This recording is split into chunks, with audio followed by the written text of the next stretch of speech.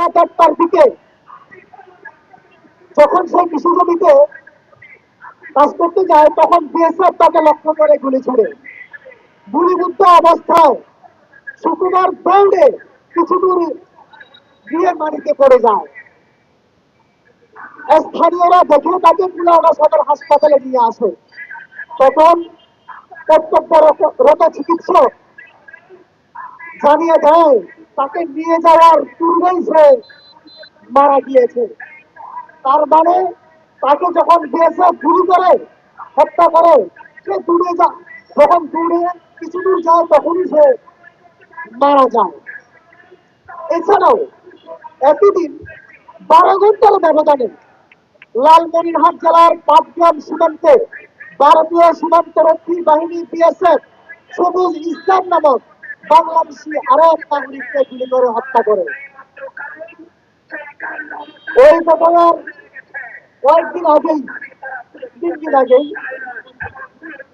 শনিবার 29শে নভেম্বর চুয়াডাঙ্গা জেলার জীবননগর সীমান্তে শহীদুল ইসলাম নামে আরেক বাংলাদেশিকে তারা গুলি করে হত্যা করে।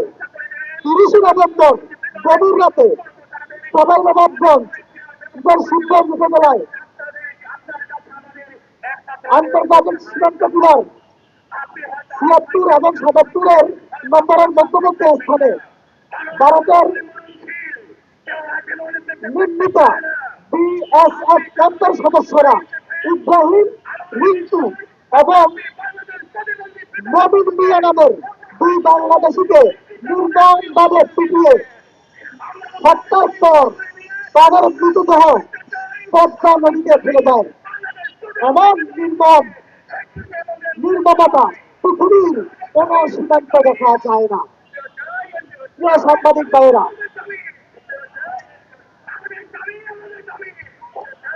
1 বছরের কিছু সময়ের মধ্যে মৌলভীবাজার জেলার বিভিন্ন সীমান্তে ভারতীয় সীমান্ত রক্ষী বাহিনী বিএসএফ গুলি করে 5 বাংলাদেশিকে হত্যা করে, আহত করেছে বেশ কয়েকজনকে।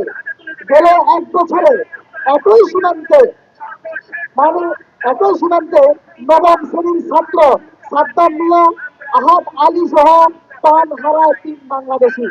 এছাড়া স্থানীয় সিদ্দিক আলীর পায়ে গুলি লাগে এবং আহত হয় তৈমুর মিয়া নামের আরেকজন বাংলাদেশি, এবং এক পর্যায়ে তৈমুরের হাত কেটে ফেলতে হয়। 2024 সালের 1 সেপ্টেম্বরে দত্তপাড়া সীমান্তে স্কুল ছাত্রী স্বর্ণা দাস হত্যার কথা আমরা সকলে জানি। 2025 সালের 31শে মে একই সীমান্তে প্রদীপ বৌদ্ধ নিহত হয়। এই গত 1 বছরে সিলেট বিভাগে 9 জন বাংলাদেশিকে গুলি করে হত্যা করে ভারতের সীমান্ত রক্ষী বাহিনী বিএসএফ। সিলেটের কানাইঘাট সীমান্তে আব্দুর রহমান, সুনামগঞ্জের কাসিমপুরে সাইদুল ইসলাম এবং বাগানবাড়িতে শফিকুল ইসলাম এবং হবিগঞ্জের সুনারুঘাটে জহিরুল আলী বিএসএফের গুলিতে প্রাণ হারায়।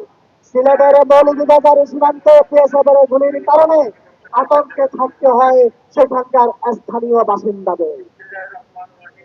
গত 11 মাসে 31 বাংলাদেশি নাগরিককে হত্যা করে ভারতের সীমান্ত রক্ষী বাহিনী বিএসএফ, এবং গত 11 বছরে বিএসএফের গুলিতে নিহত হয়েছে বাংলাদেশের 148 জন। আওয়ামী লীগ আমলের গত 15 বছরে সীমান্ত হত্যার জন্য উন্মুক্ত করে দেওয়া হয়েছিল, আমরা সকলেই জানি। প্রিয় সাংবাদিক ভাইয়েরা,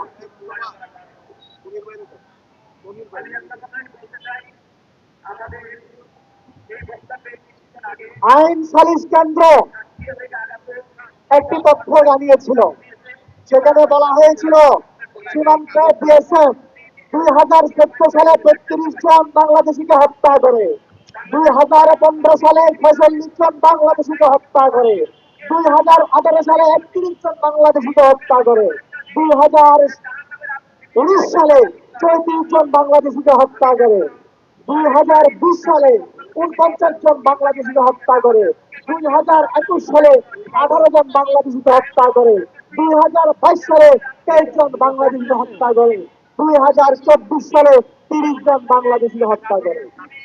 অত্যন্ত দুঃখের বিষয়, 5 আগস্টের পর সীমান্ত হত্যা হবে তা আমরা কখনো কল্পনা করতে পারিনি, কিন্তু 5 আগস্টের পর থেকে আজ পর্যন্ত প্রায় 49 জন বাংলাদেশি হত্যা হয়েছে সীমান্তে, এবং গত 1 বছরে প্রায় 31 জন বাংলাদেশি হত্যা হয়। আমরা এর নিন্দা ও প্রতিবাদ জানাচ্ছি।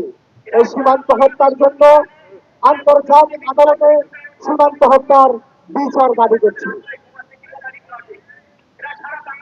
প্রিয় উপস্থিতি, আমরা এ পর্যায়ে সংক্ষিপ্ত বক্তব্য দেওয়ার জন্য অনুরোধ করব আমাদের বন্ধুদের প্রিয় বড় ভাই কাবু দলের সিনিয়র যুগ্ম আহ্বায়ক বাগেরহাটের কৃতি সন্তান ডক্টর কাজী মনিরুজ্জামান। সংক্ষিপ্ত বক্তব্য রাখবেন ডক্টর কাজী মনিরুজ্জামান।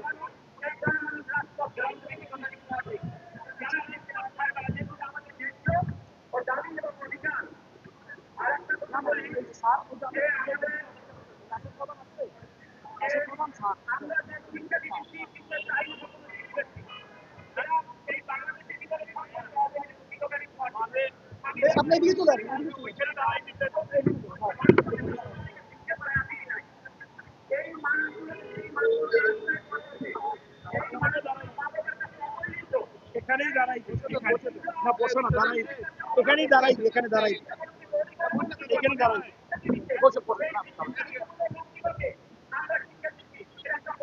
বিসমিল্লাহির রহমানির রহিম।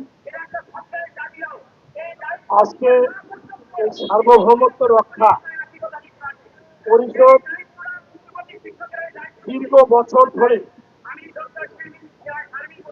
যে কাজগুলো করে সেটা হচ্ছে যে বাংলাদেশের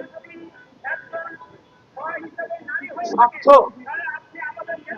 যাতে বিসর্জন না হয়, স্বার্থের ব্যাঘাত না ঘটে, সেই কাজটা করে।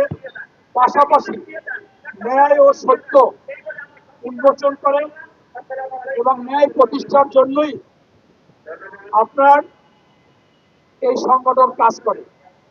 সেই সংগঠনের পক্ষ থেকে আজকে আপনার এই কর্মসূচি দিয়েছেন, সেটা হচ্ছে যে মৌলভীবাজার ও লালমনিরহাট সীমান্তে বাংলাদেশি নাগরিক হত্যার প্রতিবাদে বিক্ষোভ। এবং আমরা মনে করি যে এটা আমরা কিন্তু স্বাধীনতার পর পর বুঝেছি যে এই বাংলাদেশের ভালো কখনো পার্শ্ববর্তী রাষ্ট্র ভারত চায় না। কারণ আপনারা জানেন একজন সেক্টর কমান্ডার মেজর জলিলকে যখন তিনি প্রতিবাদ করেছিল বাংলাদেশে সম্পদ নিয়ে যাচ্ছে, লুট করে অস্ত্র শস্ত্র নিয়ে যাচ্ছে, তখন তারা সেই সময় এই বাংলাদেশে প্রথম একজন বীর মুক্তিযোদ্ধা সেক্টর কমান্ডার তাকে গ্রেফতার করে, পরবর্তীতে তাকে গুম করে, তাকে পাওয়া যায়নি। এর একটাই কারণ ছিল তাদের স্বার্থে ব্যাঘাত ঘটানো। তারা যা ইচ্ছে তাই করবে বাংলাদেশে, সেই করতে তখন সুযোগ দেয়নি। তাই আমরা দেখি যে এই বাংলাদেশেরই একমাত্র আমাদের ভাই বোন, মা বাবা, আত্মীয় স্বজনকে ওই বর্ডারে পাখির মতো গুলি দিয়ে হত্যা করে। হয়তোবা দুই একটা ফেলানির মতো লাশ যখন কাঁটাতারে ঝুলে, তখন হয়তোবা আমরা জানতে পারি, কিন্তু এছাড়া কিন্তু আসলে কোনো শব্দ হয় না। এর কারণ হচ্ছে বাংলাদেশের যে সরকারি আসে অধিকাংশ সরকার নতজানু পররাষ্ট্র নীতি এবং দাসত্ব এবং গোলামি জিনজির তাদের হাতে পায়ে, যার কারণে ওই সরকারের বিরুদ্ধে কোনো কথা বলে না। এই জন্য আমরা বাংলাদেশ, স্বাধীন বাংলাদেশ, ভারতকে ভয় পাওয়ার কিছু নাই। আমাদের বিশ্ব হবে সমানে সমান। আমরা কোনো দাস না, আমরা কোনো গোলাম না।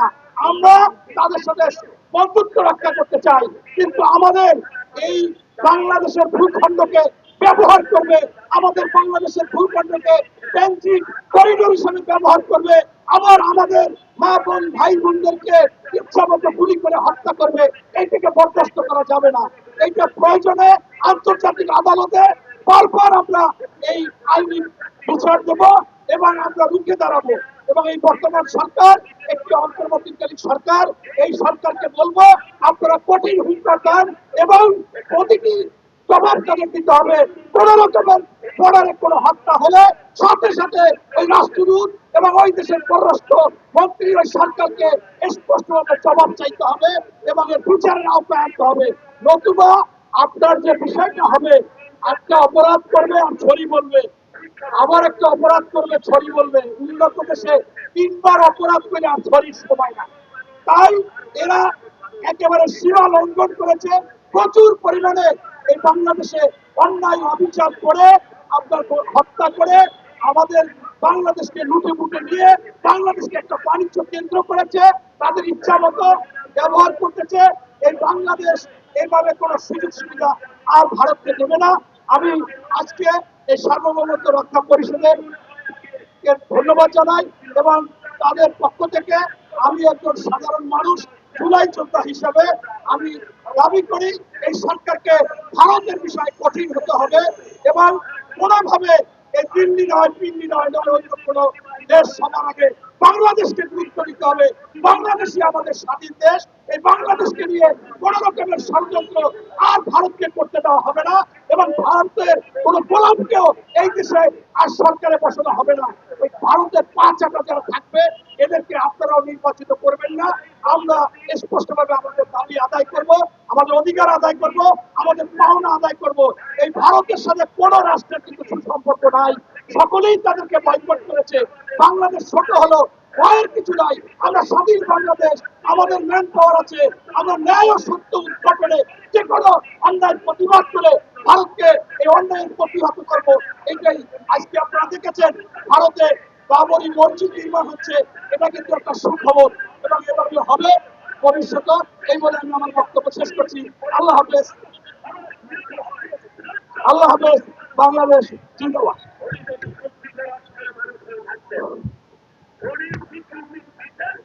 উপস্থিতি এ পর্যায়ে বক্তব্য রাখবেন পার্বত্য চট্টগ্রামের রাঙামাটি থেকে আমাদের